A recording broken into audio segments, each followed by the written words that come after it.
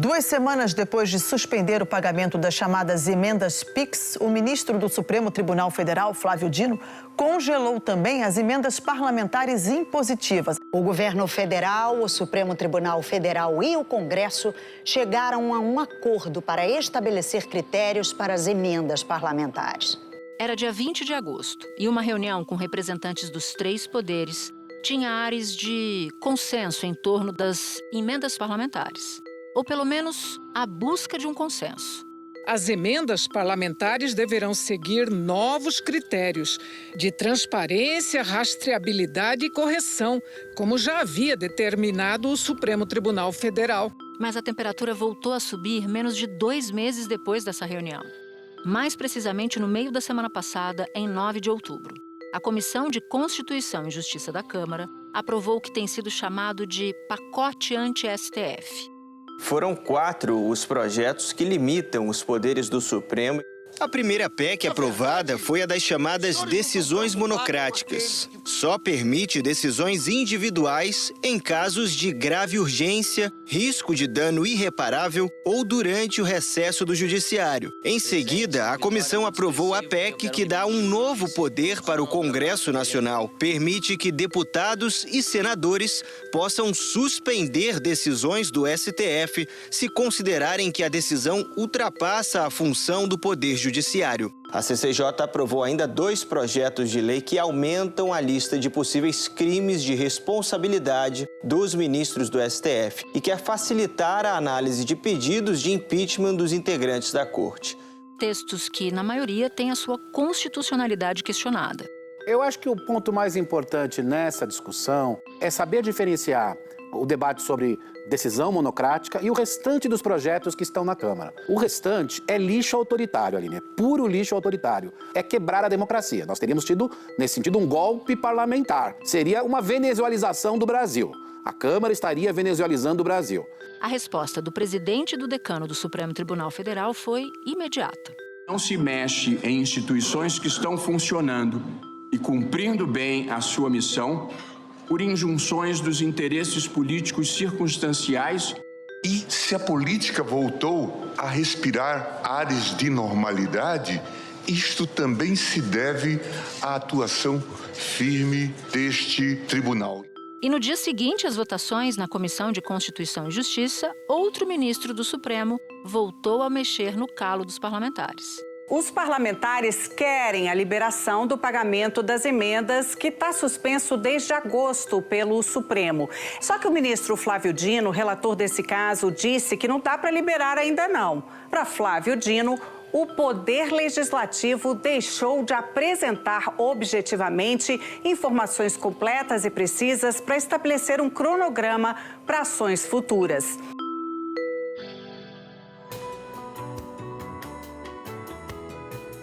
Da redação do G1, eu sou Natuza Neri e o assunto hoje é a nova rodada de ofensiva do Congresso sobre o Supremo Tribunal Federal. O que há de constitucional nesse debate e quais são os interesses dos deputados em movimentar essa discussão. Eu converso com Felipe Recondo, sócio fundador da plataforma J e autor de 3 livros sobre o Supremo. Antes, recebo Conrado Rubner Mendes, doutor em Direito e Ciência Política. Ele é professor de Direito Constitucional da USP e autor do livro Discreto Charme da Magistocracia. Segunda-feira, 14 de outubro. Conrado, eu quero começar pela proposta que mais chamou a atenção e que é a mais séria de todas na minha avaliação, que é a proposta de emenda à Constituição que permite ao Congresso suspender decisões do Supremo. A gente sabe que o Supremo erra e você é o que mais aponta o dedo para isso. Mas tem algo de constitucional nessa PEC que passou pela Comissão de Constituição e Justiça da Câmara dos Deputados? A discussão sobre o que está acontecendo, e não é a primeira vez, é apenas mais um episódio nos últimos 15 anos, um tipo de reação ao Congresso a certos incômodos que o STF cria, e tem por missão constitucional criar mesmo, é o seu papel, mas a primeira perspectiva de fato é essa, é a jurídica, é a discussão sobre constitucionalidade da proposta. E mesmo que, enfim, que juristas e os próprios ministros, sobretudo, saiam gritando, né, pela inconstitucionalidade flagrante da proposta, e esse é o adjetivo preferido do juridiquês, que tem mais volume, menos consistência, mas de fato é importante perceber que a discussão sobre constitucionalidade é uma discussão sobre separação de poderes, que é uma cláusula pétrea. E o sentido da separação de poderes não está gravado em pedra, né? num cofre ali guardado que somente os ministros têm acesso. Mas mesmo assim, claro que a gente tem que pensar qual que é o modelo de separação de poderes adotado no Brasil. Há múltiplos arranjos possíveis em outras democracias no mundo, em que cortes constitucionais têm a última palavra num sentido mais forte ou num sentido mais fraco. Mas é possível sim dizer que a Constituinte de 88 e também em outras decisões que o STF tomou, que foi refinando os contornos do nosso modelo de separação de poderes, que nas nossas circunstâncias e no nosso arranjo constitucional é importante o STF manter esse tipo de última palavra na interpretação da Constituição. É também falso dizer que, pelo fato do STF ter essa última palavra, o Congresso não pode fazer nada, está amarrado. Tanto isso não é verdade, que o próprio STF admite, e já disse isso explicitamente numa ação, que em circunstâncias em que o STF declara a inconstitucionalidade de uma lei, o Congresso pode reiniciar a discussão desse projeto legislativo, desde que lide e enfrente as razões pelas quais essa proposta ou essa lei anterior foi declarada inconstitucional pelo STF. Então, há muita simplificação nesse debate, e a dimensão jurídica é uma importante, claro, e é possível dizer que é inconstitucional, e é possível dizer que isso é parte dessa estratégia cheia de equívocos, cheia de confusões deliberadas por parte do Congresso. Você falou de cláusula pétrea, depois você citou o termo gravado em pedra. É exatamente isso, não pode ser mudada por emenda à Constituição, uma cláusula pétrea, né? Só para deixar todo mundo aqui que nos ouve no mesmo pé. Cláusula pétrea é um tipo de artigo constitucional que não pode ser mudado nem mesmo por emenda. É um conteúdo com 4 elementos ali. A emenda constitucional não pode alcançar direitos fundamentais, não pode alcançar o arranjo federativo brasileiro, não pode alcançar esse modelo de separação de poderes. E nesse modelo de separação de poderes, o STF tem supremacia constitucional. O ex-ministro do Supremo, Carlos Veloso, considera a PEC inconstitucional. Esta é uma proposta absolutamente inconstitucional, porque ela viola a cláusula pétrea da separação dos poderes. É muito grave. O Congresso se exorbita e caminha para a prática de um ato inconstitucional. Agora, dentro do rol de projetos de lei aprovados pela Comissão de Constituição e Justiça da Câmara, que hoje é controlada pela ala bolsonarista do Congresso Nacional, tem ali 2 projetos que aumentam as possibilidades de impeachment de ministros da Corte. Qual é a tua avaliação, Conrado, sobre essas propostas e que tipo de risco elas podem eventualmente representar para o equilíbrio entre poderes a que você se referia há pouco? Em tese, não há nenhum problema em o Congresso discutir e aumentar o rol de crimes de responsabilidade, desde que respeite a ideia e o conceito de crime de responsabilidade. E o crime de responsabilidade não pode se confundir com o exercício da atividade fim do ministro e do juiz, que é a tomada de decisão constitucional, né? O problema dessa proposta, que ela é uma tentativa subreptícia e disfarçada de eliminar o poder de controle da STF por outra via, né? As duas coisas concorrem na mesma direção, que é a de julgar o impeachment de um ministro porque o Congresso discorda de uma interpretação constitucional dele. Claro que quebra de decoro, claro que valer-se de suas prerrogativas para se beneficiar, claro que conflitos de interesse grosseiros, tudo isso pode ser crime de responsabilidade. O que não pode ser crime de responsabilidade, e que o Congresso está pondo nessa lista, eu vou ler aqui 2 das hipóteses que são completas aberrações, porque basicamente subordinam a interpretação constitucional do ministro à opinião do parlamentar. A primeira delas é usurpar as competências do Poder Legislativo, né?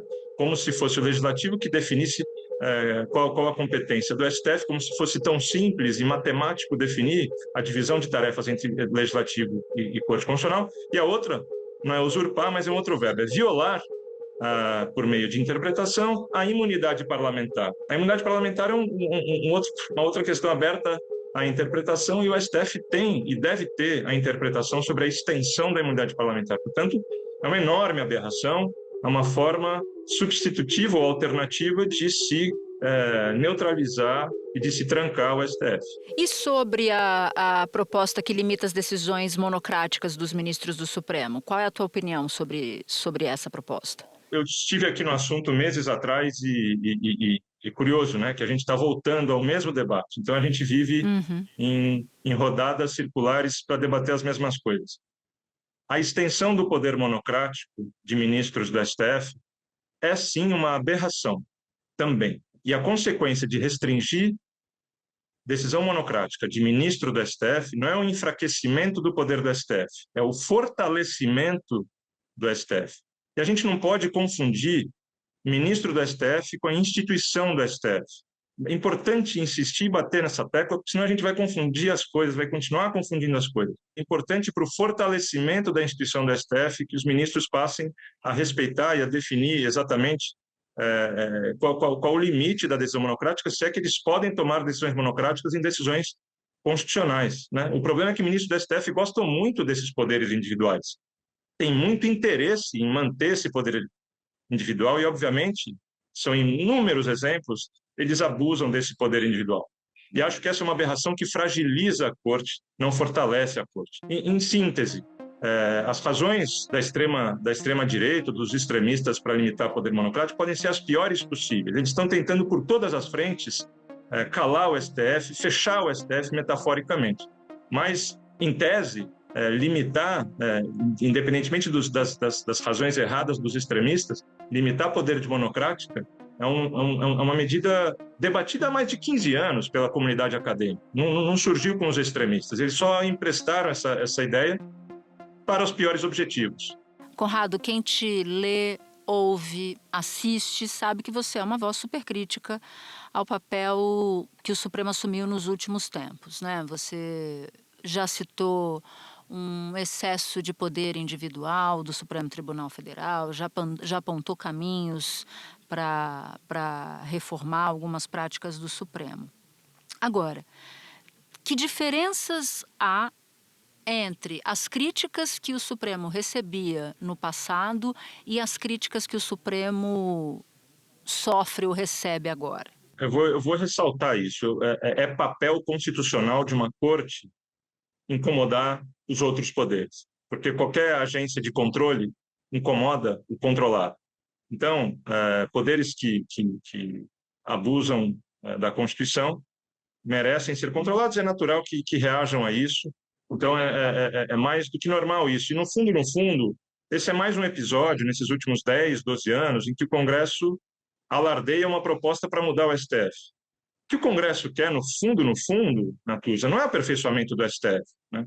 Mas sim negociar com o STF, barganhar, ameaçar para receber em troca uma contrapartida. A gente sabe o que está em jogo nessa contrapartida. Os parlamentares que já estavam contrariados com a suspensão das chamadas emendas PIX, que não exigem maiores explicações de uso, ficaram ainda mais incomodados com a suspensão de outras emendas também impositivas, que são as individuais, com finalidade, quando o parlamentar diz para onde deve ir o dinheiro, e as emendas de bancada de um Estado que tem a distribuição do dinheiro do orçamento da União decidida em conjunto. Os deputados e senadores estão incomodados com a atuação do Supremo. Muitas vezes eles reclamam do que eles chamam de ativismo judiciário, então eles estão tentando pagar na mesma moeda. Mas o que há de diferente nesse momento, em relação aos últimos vários episódios, é que a onda de ódio contra o STF está mais articulada, mais vocal, mais saliente, mais ousada. E, nesse sentido, claro que é um momento mais perigoso para o STF. Ele não é novo na sua essência, no seu conteúdo, mas ele é diferente na sua voltagem política, né? Extremistas já estão contando quantos senadores a mais vão precisar em 2026 para caçar ministros do STF por impeachment. Claro que isso é muito grave. Isso é novo. O que a oposição lê? É o governo não está querendo pagar as nossas emendas, então aumenta a insatisfação. Essa é uma gota num oceano de insatisfação. de setores do Congresso bastante expressivos com o STF. E vem de onde essa insatisfação? Questão da emenda.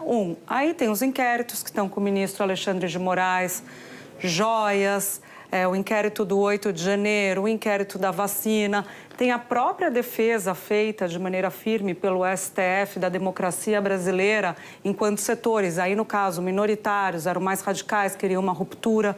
Enfim, tem um caldeirão de coisas aí que azeda o clima entre o STF e esses setores que são setores de direita e centro, que hoje é a maioria. Se a gente quiser levar a sério o debate de reforma do STF, tem tanta coisa para conversar, mas não só a reforma das regras do STF, também olhar para a ética judicial. Precisamos discutir, além da mera reforma arquitetônica, precisamos discutir conduta promíscua e antiética, as cotidianas quebras de integridade, quebra de decoro, os conflitos de interesse. Isso também enfraquece o STF e é gravíssimo que os ministros continuem a aprofundar esse tipo de conduta. Então, é complexo o debate, as intenções do Congresso nesse momento são as piores possíveis. Algumas reformas são defensáveis em termos de seu conteúdo, mas é preciso não escorregar nos argumentos errados. Conrado, muito obrigada por nos ajudar a entender melhor tudo o que está acontecendo agora nessa treta entre Congresso Nacional e Supremo Tribunal Federal. Obrigada, meu amigo, foi ótimo te ouvir. Foi um prazer, Natuza, muito obrigado. Espera um pouquinho que eu já volto para falar com o Felipe Recondo.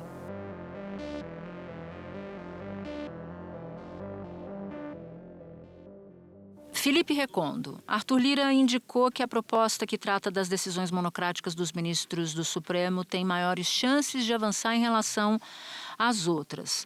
Na sua avaliação, o presidente da Câmara vai manter essa PEC até o fim ou ele está fazendo um jogo de cena?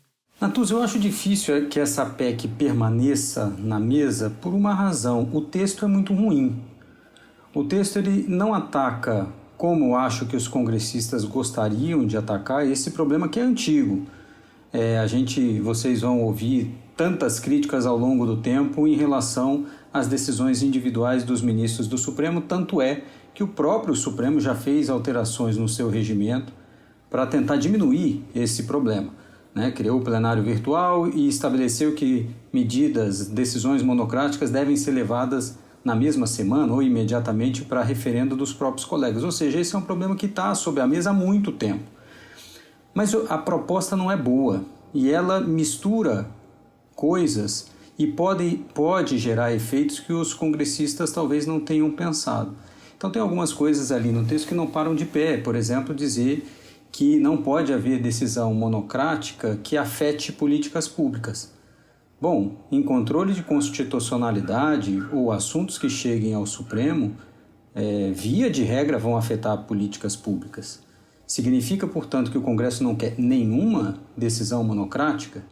Ou seja, em outras palavras, a proposta do Congresso não é boa, ela pode prejudicar os brasileiros a depender do mérito, do teor da decisão, e não me parece, diante da sua explicação, que o objetivo seja melhorar os ritos no Supremo Tribunal Federal. Me parece que é outra coisa. Exatamente, a gente não pode analisar essas propostas, Natuza, sem olhar o contexto político. Porque, eu repito, decisões monocráticas de ministros do Supremo, isso é um problema há muito tempo. Mas quando você pega o texto aprovado pela Câmara, não me parece que seja essa tentativa de consertar isso. Parece mais uma tentativa de tolher o Supremo do que resolver um problema verdadeiro. Esse problema de liminares, decisões individuais, monocratismo, hiperindividualização no Supremo Tribunal Federal, repito, a gente sempre vai voltar a debatê-lo aqui e toda semana nós temos alguma decisão nesse sentido, mas não me parece que seja realmente o intuito do Congresso Nacional. Parece mais uma tentativa de uma revanche, de uma resposta política ao Supremo Tribunal do que realmente uma tentativa de resolver um problema. E eu acrescento o seguinte, Natuza, fosse realmente para tentar corrigir os problemas que o Supremo tem, e nós sabemos que o Supremo tem, não teria sido aprovado um pacote dessa forma com outras duas propostas que são claramente inconstitucionais. Reverter decisão do Supremo por decisão do Congresso Nacional é algo que lembra o governo Getúlio Vargas. E a outra, aumentar o rol de crimes de responsabilidade atribuídos a ministros de Supremo, e algumas dessas possibilidades também são claramente inconstitucionais. Muito bom o ponto, aliás, os dois pontos que você toca, Felipe, porque você tem aí uma sequência de exageros do Supremo, de decisões monocráticas. Eles nem estão mais cometendo esses exageros, porque viram que precisavam se aprumar, mas, ao mesmo tempo, você tem um movimento do Congresso Nacional, em particular da Câmara dos Deputados, nesse caso, porque a gente está falando de proposta que saiu da Câmara dos Deputados, que meio que explode tudo. E aí eu te pergunto, qual é o jogo do Arthur Lira? Por que essa história de, olha, aquilo que vai ser condenado por ser antidemocrático, aquilo que é típico de regimes totalitários, como o Congresso reverter uma decisão do Supremo, Supremo chama Supremo não é à toa, né? É Supremo porque a última palavra é do Supremo, então há uma inversão de valores aí, é o Congresso Nacional querendo dar a última palavra.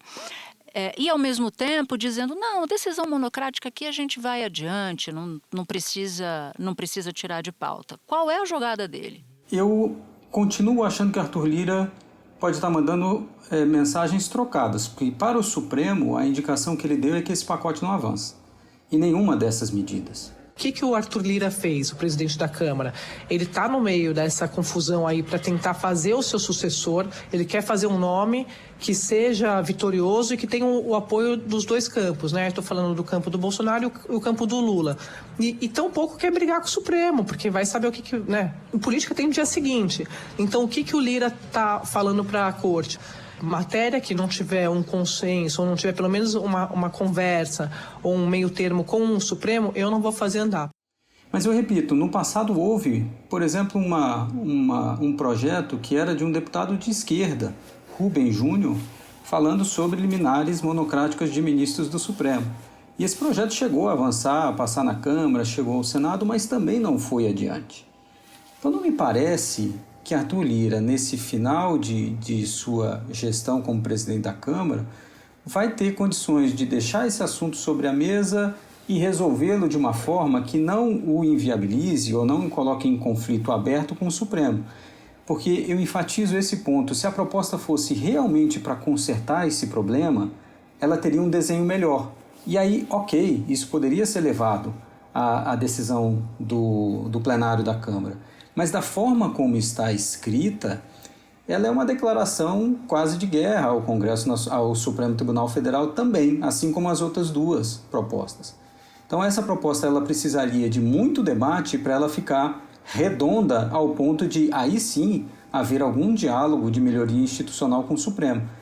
E não me parece que seja isso que os congressistas querem, senão teriam reformado o texto que veio do Senado na tramitação agora na CCJ. Isso me interessa em particular, porque Arthur Lira está já no fim do seu mandato como presidente da Câmara, ele que talvez tenha sido o presidente da Câmara mais poderoso da história do Congresso Nacional em Brasília. Não tenho notícia de alguém que tenha chegado tão forte, mas ele volta para a planície. A gente sabe que quando você sai do Planalto e vai para a planície, ou seja, quando você vira mortal como os demais 512 deputados, as coisas podem se complicar para o seu lado.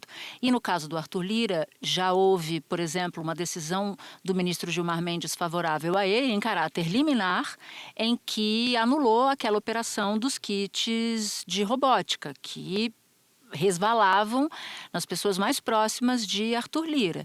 E aí eu fico com a impressão de que quando a decisão monocrática é a favor deles, está tudo certo. Quando a decisão monocrática é contra eles, aí a coisa muda de figura. E nessa relação que você mencionou, Natuza, com o Supremo, o contato mais frequente que há com Arthur Lira é do ministro Gilmar Mendes. E você mencionou muito bem, né? Houve uma decisão do próprio ministro Gilmar que beneficiou Arthur Lira, tirou essa espada da cabeça de Arthur Lira. O ministro Gilmar Mendes do Supremo Tribunal Federal suspendeu toda a investigação e desdobramentos sobre a suspeita de irregularidade na compra de kits de robótica para escolas públicas municipais em Alagoas. Na prática, a Polícia Federal e o Ministério Público não podem atuar no caso até que o Supremo julgue um pedido da defesa do presidente da Câmara, Arthur Lira, do Progressistas, para anular toda a investigação. Voltando para a planície, ele vai querer estabelecer uma rota de conflito com o Supremo Tribunal Federal? Não me parece. Até porque, mesmo que fosse aprovada na Câmara, talvez ela não fosse no Senado. Então, para que a Câmara ou o próprio Arthur Lira se indisporia com o Supremo? Claro, a base que está aprovando essas medidas quer que esses projetos avancem, mas para ele não me parece que tenha nenhum benefício. Para Arthur Lira não me parece que tenha nenhum benefício. Ele tem que equilibrar, claro, o seu público interno com relação com o Supremo. A proposta aprovada na CCJ talvez já esteja de bom tamanho para a resposta que ele tem que dar para o público interno. A própria reação do Supremo foi aquém do que seria numa situação normal. Afinal de contas, a CCJ não é uma comissão qualquer. Aprovadas propostas como essas na CCJ, em outros momentos ou diante de outros cenários, o Supremo reagiria até de forma mais enfática do que reagiu. Então, penso que a reação que houve do Supremo já seja com base nessa percepção ou nessa informação de que essas propostas não devem seguir. Isso é um dado muito importante. A Comissão de Constituição e Justiça é a comissão mais importante do Congresso Nacional, tem uma na Câmara, tem outra no Senado, porque ela avalia se uma proposta legislativa, qualquer que seja ela, é constitucional, né? Se ela não fere a Constituição. Então, tem uma espécie de filtro dentro da CCJ para dizer isso aqui pode avançar, isso aqui não pode. Não é que passe pela CCJ só propostas que são constitucionais. Fosse assim, o Supremo não precisaria arbitrar sobre legislações aprovadas no Congresso Nacional, mas ela é simbolicamente importante. O outro ponto que você nota é que a reação coube apenas ao presidente do Supremo, o ministro Luiz Roberto Barroso, e ao decano, que é o próprio Gilmar Mendes.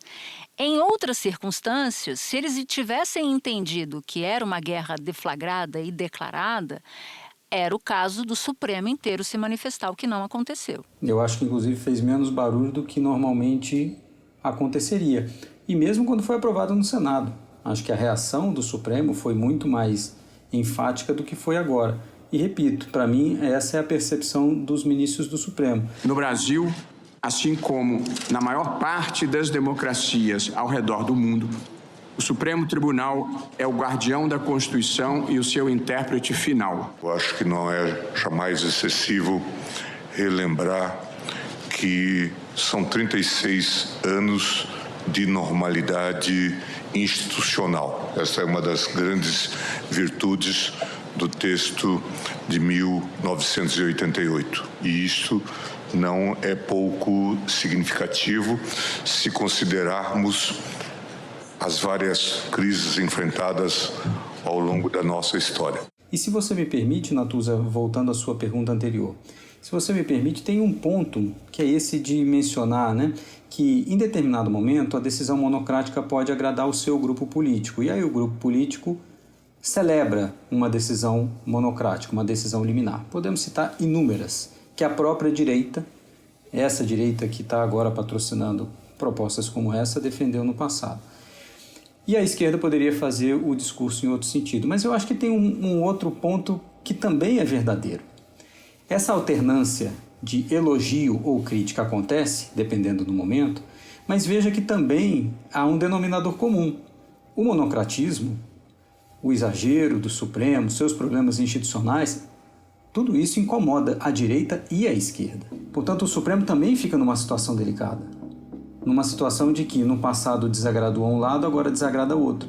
Então o Supremo também precisa pensar em como retomar sua institucionalidade, porque nem sempre vai ter apoio político para manter o seu poder da forma como está. Até alguns ministros dizem, essas propostas, elas não são de curto prazo, elas não são para serem aprovadas agora. O que eles estão olhando é lá na frente, quando houver alternância do poder, se houver, e assumir alguém também conservador da direita mais radicalizada, digamos assim, e possa levar adiante propostas como essa. E talvez o Supremo não tenha defesa necessária para fazer frente a isso. Para a gente terminar, Felipe, o Supremo também decidiu, o ministro Flávio Dino, que é o relator desse caso, suspendeu o pagamento daquelas emendas que não têm transparência nenhuma. O que esperar diante desse estique-puxa dessa decisão do ministro Flávio Dino? Natuza, você e eu que começamos a cobrir Congresso Nacional praticamente no mesmo tempo, eu acho que essa é a disputa dos próximos anos. Não é uma disputa que vai se encerrar agora. A disputa por orçamento está muito clara. Nós, inclusive, quando cobríamos Congresso Nacional juntos, vimos Antônio Carlos Magalhães disputando orçamento impositivo e essa disputa toda. E acho que agora nós vemos o princípio de uma reversão disso. Então, por mais que a direita tenha se sagrado, centro-direita se sagrado vencedora nas eleições municipais, por mais que o Congresso tenha essa força agora diante do Executivo, que o Executivo tenha fragilidade em negociar esse assunto, o Supremo não parece tirar o pé do acelerador quando se trata de emendas. Porque a crítica que foi feita na decisão do ministro Flávio Dino, ela é muito enfática daquela primeira decisão do ministro Flávio Dino. O ministro Flávio Dino afirmou que não é compatível com a Constituição Federal a execução de emendas ao orçamento que não obedeçam a critérios técnicos de eficiência, transparência e rastreabilidade, de modo que fica impedida qualquer interpretação que confira caráter absoluto à impositividade de emendas parlamentares. E ela não é uma decisão para dizer o seguinte, olha, como está não está ok, mas se vocês consertarem tudo bem. Não é bem assim. A decisão do ministro Flávio Dino diz, é inconstitucional do jeito que está e precisa ser constitucionalizado. E isso não basta um acordo apenas entre legislativo e executivo. É preciso que isso passe também pelo crivo do Supremo Tribunal Federal na interpretação da Constituição. Ou seja, não basta um acordo político simplesmente entre Lula, Arthur Lira e Pacheco. O Supremo vai interferir nisso e a gente percebe que o Supremo, por enquanto, não está dando nenhum indicativo de que vá pisar no freio nessas decisões sobre orçamento secreto, até porque o problema continua. E lembrando que a decisão do ministro Flávio Dino foi submetida e sacramentada pelo plenário. Então foi uma decisão monocrática seguida de uma unanimidade dias depois. Felipe Recondo, muito obrigado, meu amigo, por ter topado conversar com a gente. Foi ótimo te ouvir. Eu que agradeço, Natuza, sempre à disposição. Para você que ouviu o episódio até aqui, eu vou te fazer um convite. Participar do canal do G1 no WhatsApp. Por lá, você pode ativar as notificações, receber as principais notícias do dia direto no seu celular. Este foi o Assunto, podcast diário disponível no G1, no YouTube ou na sua plataforma de áudio preferida. Comigo na equipe do Assunto estão Mônica Mariotti, Amanda Polato, Carol Lorenzetti, Luiz Felipe Silva, Thiago Kazuroski e Gabriel de Campos. Neste episódio colaborou também Rayane Macedo. Eu sou Natuza Neri, fico por aqui, até o próximo assunto.